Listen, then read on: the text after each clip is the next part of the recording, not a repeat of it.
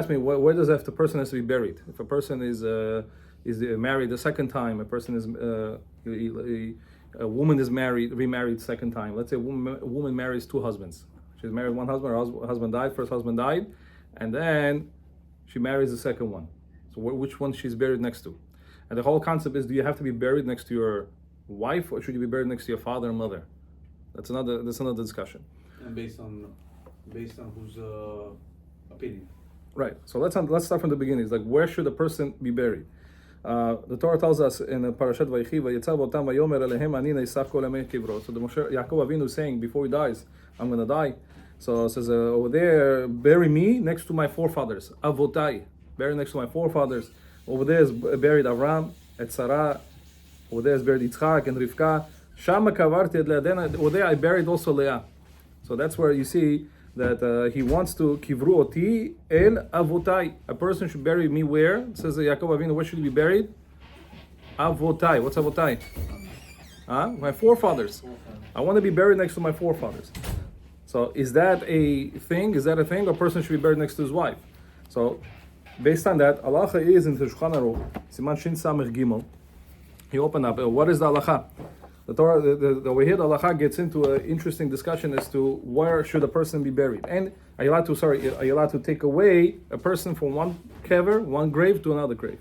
The halacha is you're not allowed to remove the bones in the body from kever to kever, from one grave to another, unless it is a higher up, unless it's going up a level. Where is that?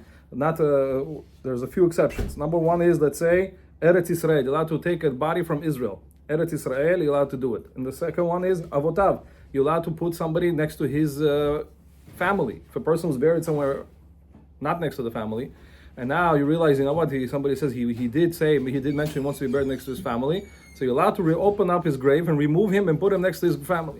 So it's clearly, it says avotav. Family is very important. So one of the considerations is next to family. So what about a woman next to her husband? Is that also a consideration? What do you guys think? Is that considered family or not?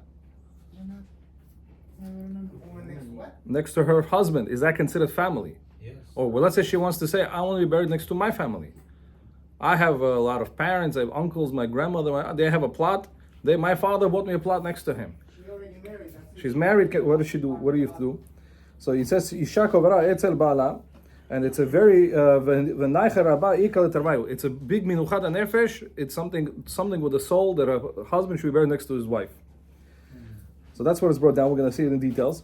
And let's say if she's buried next to another man, which is not her husband, you're obligated to remove the gever from her. She cannot be buried next to a strange man. She has to be buried next to her husband. So you see clearly that if a person is, it's a nachat ruach, it's something so important that you're allowed to remove the grave, open up his grave, and remove him and put him somewhere else. Are you actually allowed to open up a grave? What do you guys think? Are you allowed to open up? If you made No, stop. Let's say you want to open up the court. The court says you want to prove something to the court. So you say, okay, no, you want to prove it? You got to open up the body and exhume the body and let's take a look.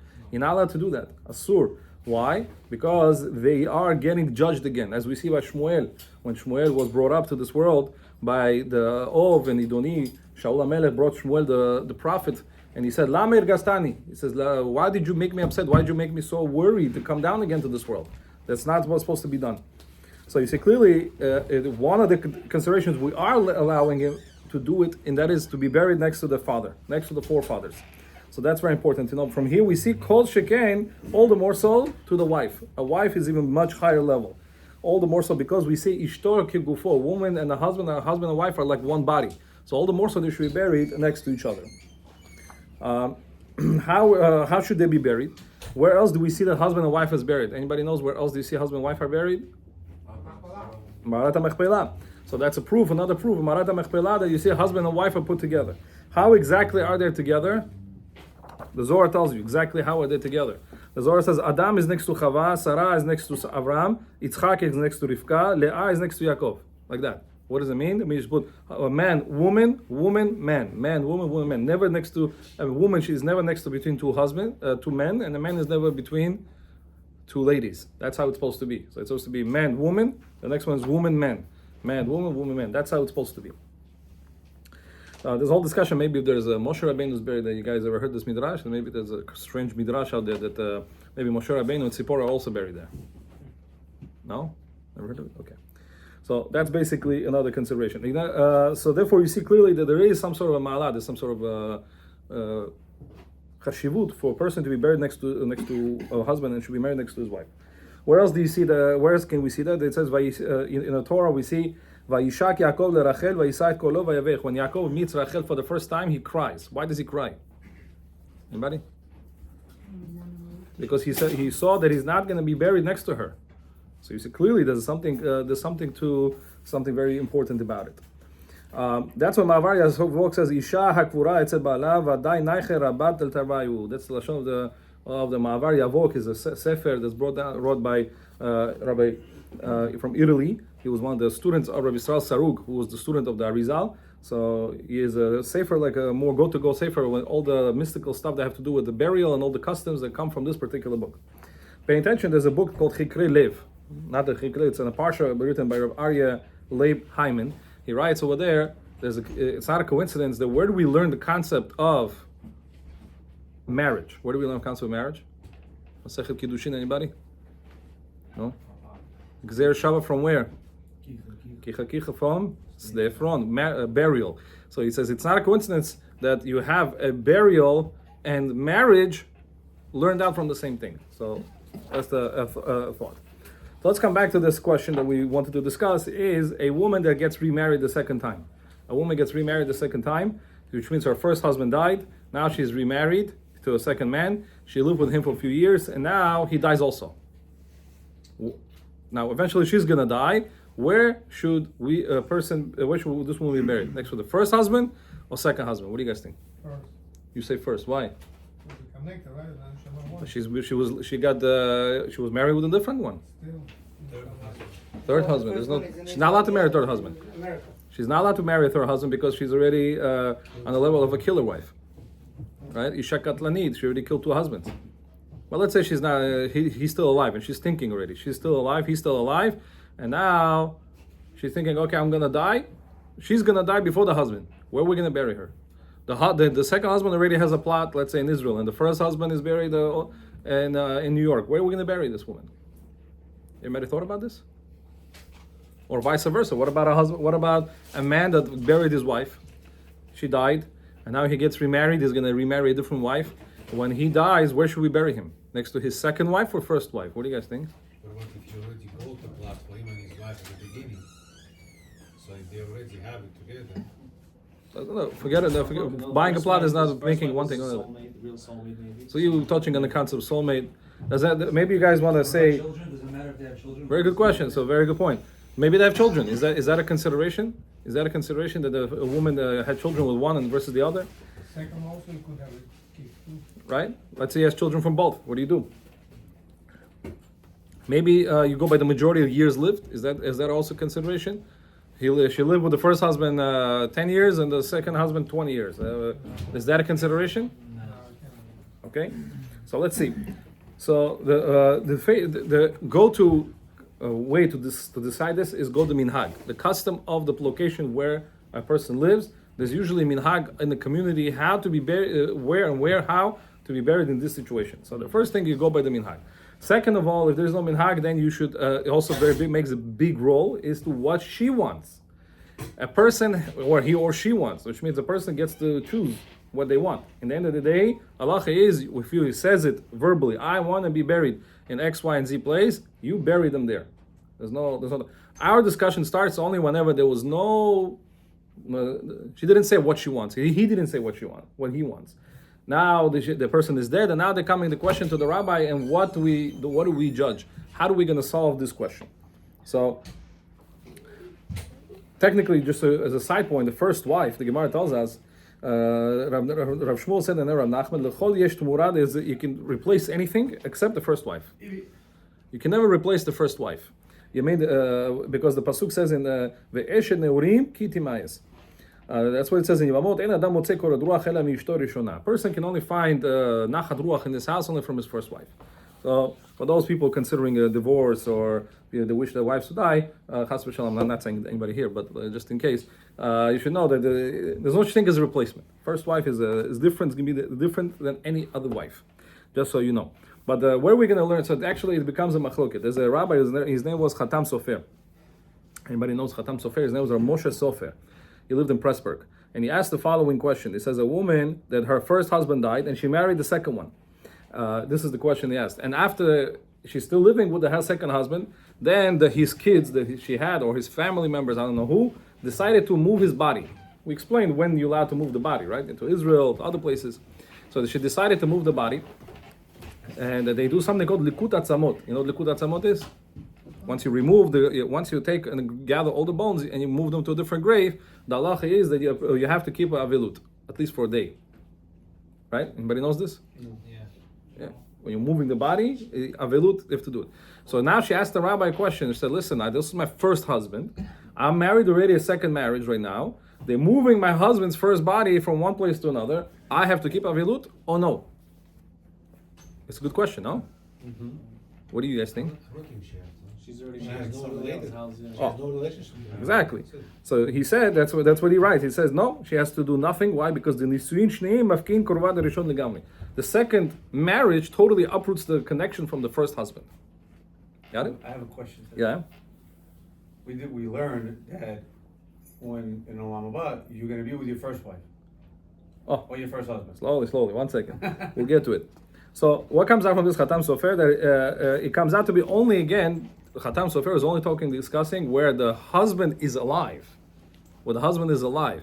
He's not discussing what if the second husband died, and now she disconnected from first and second. Now what do you do?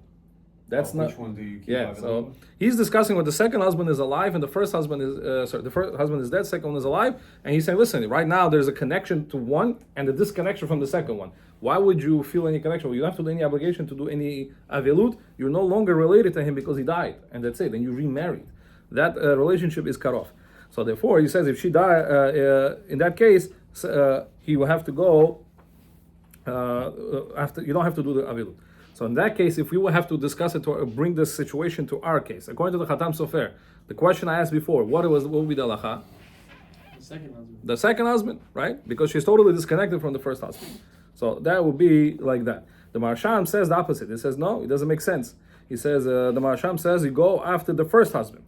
In the situation where the first husband died also, second husband died, you go after the first husband. What would be the reason to say that? Is because the Sdei Chemet brings, because it's in the Tchiat HaMetim, like he said, when the Tchiat HaMetim, who's she going to go with?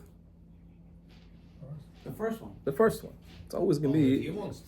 What? No, No, it's the first one. one. So the first one. So at the end of the day, most poskim, and that's what Ovadia says as well, most poskim say you should bury the person where? With the first husband. I'll read you the Lashon. It says, Isha, first of all, you should bury a husband and wife always together, unless he says there is a fight. If mamash did not get along and the cats and dogs, then you cannot know. You're never allowed to do that. You're never allowed to bury two people that hate each other. That's not a big no-no. Especially people who hate each other in their own life, you cannot bury them next to each other. Also with Rasha, we're not going to get into that. So what about a person that was married once and now he got remarried? A woman that she married the second one goes to the first one, goes to the first husband, and he writes over there that if the children can, let's say she got remarried, she was Chakchakov in the first marriage and now she became Lachchakov in the second one. So now she died. Now we're burying him to the first husband. What last name you write on a tombstone? For the woman, yeah. The children have a right to put the first last name. That's what he writes. Right? Children can write on the first last name. What about if she has children from both guys? Then what happens? That's a good question. I don't know. He's saying seemingly doesn't matter. Second got 2 kids. If she said so, therefore she should. In this case, most likely she would want to be with the second one, but she has to say it in her lifetime. She said, "I want to be buried with my second husband." But if there was no explicit intention said, then you go after the first husband. After the first husband. Why? Because there's such a thing as, like we said, the poskim take into consideration of what's going to be whenever she's going to come up with Chet HaMetim. On top of that, there's another reason. What is that? The rabbi's name is Rav, and he writes, it says the connection they have, the way he explains the Chatam Sofer, is only in this world. The connection is in this world, but in the next world, they're totally disconnected. Why? Even though it's a second marriage. They're totally disconnected because they're not true soulmates. They're not true soulmates because we said that the Chachamim tell us that you have a true soulmate. The first marriage is your true soulmate. After that, the second one already goes by your your actions, where you deserve it. You get basically based on your deeds. But the first time a person gets married is based on the soulmate. Yeah. We see by Rav Chaim Vital, he said that his third wife, whatever it was his true soulmate. Correct. So even the Zohar, he asked, Ramel Yahweh addresses this as well. He does say like that, but he says, in the end of the day, it's a sfek sveka. Believe it or not, he makes a sfek sveka like that. It says maybe the halacha is that Hashem Harishon, maybe the first one is the soulmate. And if you can tell me it's the second one, maybe the halacha is like the Mavar Yavok and many others that the Chet HaMetim is going to go with the first one, and the halacha is she should be buried the first one. So therefore, he says bury the woman with the first husband. That's the halacha. To bury a woman with the first husband. So therefore, if she tells you again, what's the conclusion? If a woman comes and says clearly, I want to be buried with this and this so and so, that's already, you do whatever the person said before they died. But if there is no intention, there was no intention, we have no idea what she wanted to do, then you go after these rules. You bury a woman and a man in this case with his first wife. So imagine a man married once, his wife died, and he remarries a second time. He most likely will have kids. Where should he be buried? He's with the first wife. What about if it's divorce? Well, divorce is divorce. No, it's different. You said divorce is divorce. It's done. It's done. Yeah, we're talking about here. The disconnect happened while with the death.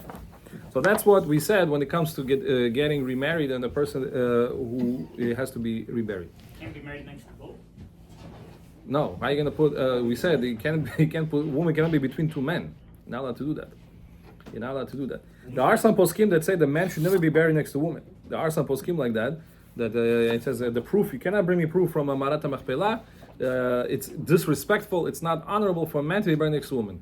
So therefore, there are some communities that would bury only. There's a men's section and there's a women's section. Why can't you bring the proof from Marat HaMachpelah? Either one, he says, that's a Makom Kadosh. But again, that opinion is disproven, and that's not. Most poskim don't take that. It's no. If Avraham, Yitzchak, Yaakov can be buried next to each other, so can we. Why can't it be like man and then woman? That's what we do. It's a man, woman, man. That's how it goes. So I'm saying, why can't the two wives just be like? They don't. In some communities, they don't do it. In this community, that's I'm not sure what they do by Bukharians. Okay, so yeah. What about wife and sister on the other side? Wife and Sister on the other side. and who's going to be the other side? His wife.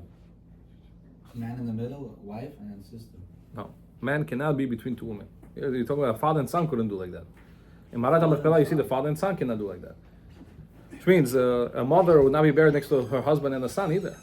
Which means a mother was a Sarah, Avram, Sarah. Then Sarah was not buried next to Yitzchak. Rivka, then Yitzchak. That's how it went. Man, woman, man. That's how it goes. So But they're not buried them in the ground, but they buried them like on the walls. no, bury them in the ground, whatever it is. But the Maisa, how are they situated? Yaakov Avinu clearly tells Yosef that over there is buried my Avram, over there is buried Yitzchak, Sarah. So he wants to be buried with it. So the Lashon in Torah is literally, we have to take it literally, that means it's buried. Only two here. Any questions, guys? What time is it? Any questions on any topic? So that's basically the conclusion. So the answer to that person's question is that if he wants to be buried next to his wife, second wife, his question was like, he buried his wife here, and he has a plot in Israel. So his question is, if he's going to get remarried, should he retake his wife from from New York and take her to Israel? So what would the answer? No. We said yes. No, you can do it. Yeah. Yeah. Doesn't the body suffer when you do this? No, so we said that halacha is that it's when it's an honor for them and they're getting bigger benefit, it's okay. What is the benefit of being buried in Israel? Does anybody know? You're the first ones to get up. No. No? From here we get a roll. No? Also, So- first over there. Marat HaMachpelah, I think he doesn't. So that's why, first of all, where is the Chet HaMetim going to happen? First. In Yerushalayim. Rabbi brings, the Gemara says, "Atidim ha'metim shel Israel latzitz u'lefroach." In the future, the dead will come and sprout like a flower from Yerushalayim. So therefore, if a person has a choice, he should try to be buried in Yerushalayim. That's why the graves over there are astronomous prices. And it's a Kabbalah from Bi'ar Hadin. We have a tradition. Makom Tchiat HaMetim is going to become where? In a place called Emek Yoshafat, the valley of Yoshafat, which is somewhere next to Har HaZeitim. You know, Har HaZeitim is the Mount of Olives. Over there is the only place where you're going to get Tchiat HaMetim. And even if you're buried in Israel, in Petach Tikva, in Chulon, and other places, you're going to have to come there to get resurrected. And all the more so if you're outside of Israel. That's far. That's pretty far. Yeah. Wait, So everybody, Where's this land of olives? right outside the Shara Rachamim, it's called. The gates of Rachamim, the closed up gates. Jerusalem. In Jerusalem, there's a Mount of Olives, there's a cemetery. Have you been there? Much expensive. It's a very, very expensive place. Over there you have big tzaddikim buried, Rashash is buried, or Chaim HaKadosh, and many, many other tzaddikim are buried there. This is one cemetery where it's impossible to walk over there. I don't know if you've ever been there. It's impossible to walk. You have to step on graves. There's you can't put a step anywhere. What, Rabbi? No, you cannot do it. And you have to ask Mechila all the time. So it's a whole discussion if you can do that. But the Why go there Maaseh, then? what? Why go there to visit? No, if people want to go to Kivrei Tzaddikim, or some people have relatives there. So what are you supposed to, so if you can't walk on graves, then You have to walk on the street, but if you want somebody's all the way on top, you're going to have to go very carefully, basically. Rabbi Jermaine is buried over there. Yeah, in Chad Zaitim, wow. Okay. So therefore, that's what it is. So somebody asked Rav Yosef, there was a big rabbi, his name is Rav Kalfon Moshe Cohen. He's one of the big Avod Bedin in Jerba. He's one of the biggest Tunisian rabbis of Israel. So they moved his body from Tunisia and they're bringing him to Israel. So they asked Rav Yosef, where should we bury him? Should we bury him in Bnei Brak, in places like that? There was plenty graves. So he said, no. Bury him where? In Yerushalayim, specifically in Yerushalayim, in Kodesh. Because that is the closest place for Tchiat HaMetim. Somebody wants to know where Tchiat HaMetim is going to happen, specifically in that place called Valley of Yoshafat, which is somewhere next to. If you read the Psukim, they say that it's going to open up, and over there, you have to read over there the Psukim and what's going to happen when Mashiach will come. Specifically Har HaZeitim, over there, the Mount of Olives. Comes out Huh? now, an hour later, a day later. What? Tchiat HaMetim. What do you Somebody mean? was buried in Tel Aviv and buried in Jerusalem. They come out on Tuesday. They're going to come out on Sunday. Okay, well, let's say you're buried in New York. So it's a big difference. So therefore, you see that in Israel is a bigger ma'ala to be married. As you get more benefits from being buried in Israel. On top of that, Chachamim tell us that the actual earth of Israel actually what? Michaper. It gives you some sort of a kapara, some sort of atonement for small little tiny sins. That technically you would not be forgiven if you're here, but you will be forgiven the fact that you are buried in the land of Israel. So therefore, there's a rabbi everybody knows. There was a rabbi in our community, Rabbi Rachminov, right? So the fact that the way he died is a miracle in the sense the fact that he got to go to Israel in COVID, and he got to die over there because the purpose he wanted to die in Israel. It's a big ma'ala to die in Israel. We explained many times that the person the way he dies outside of Israel and the way he dies in Israel are two different ways. The way a person dies in Israel is buried is with a malach, a special different angel that is a merciful angel. It's much more less painful. And there's less tumah in a sense comes out. But it's still tumah, but not as much as outside of Israel, where a person dies with a very cruel angel. The malach hamavet that comes to outside of Israel is a very cruel angel. So therefore, it's a big thing. But how did he get to it? He's not a lucky guy. He prayed for it all his life. Prayed for it every time. I should be married. I should die in Israel and buried in Israel. That's a big thing. Every person should be buried. That's why if you remember, we had a whole tefillah we here during Shavuot. One of the tefillot, we made a whole thing praying for every detail of a person's death.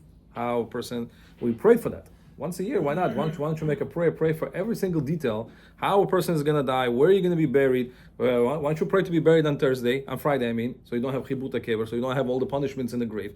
You could pray for that. Why not? really, So, if you die on Friday, it's better. of course, if a person dies on Friday and he gets buried on Friday, there's no chibut kever. Shabbat. Right. No one's closed. So therefore, a person gets he skips out on all that suffering the person goes through the grave.